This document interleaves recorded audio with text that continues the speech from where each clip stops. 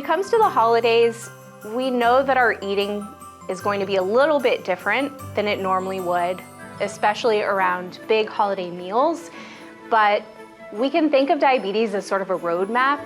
We're following along on the journey of diabetes, and occasionally we make a pit stop at a friend or a family's home to have an enjoyable meal. But we also know that we can get right back on our roadmap and continue eating a generally healthful diet without getting completely off track during the holidays.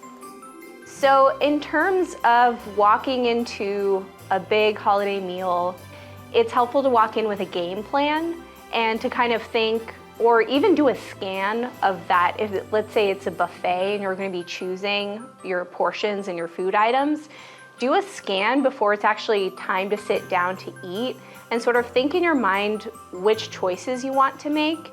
And let's say that pecan pie or that pumpkin pie is looking particularly appetizing at the end of the table.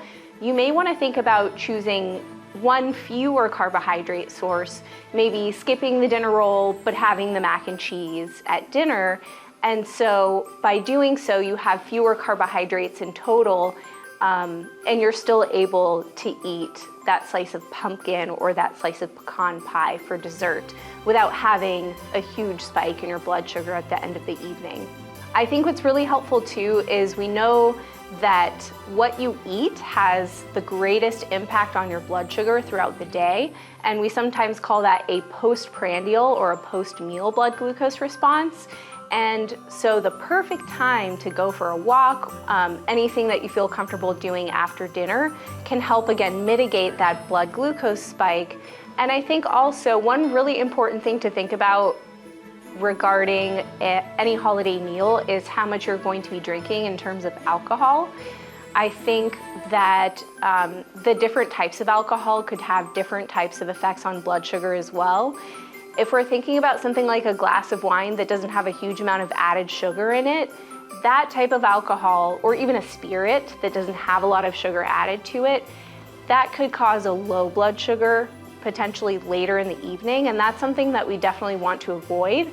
So if we're having alcohol, I think it's best to first moderate the amount of alcohol that we're drinking, maybe just limit it to a drink or two if possible, and also try to minimize the potential for that alcohol to send your blood sugar low by consuming some sort of food with that alcohol. So if you're having a drink before dinner, maybe having just some sort of appetizer or snack with that alcohol.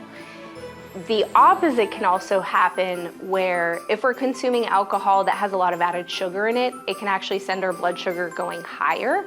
And so again, we just want to be aware and moderate the alcohol as well as moderate the amount of added sugar within that alcohol.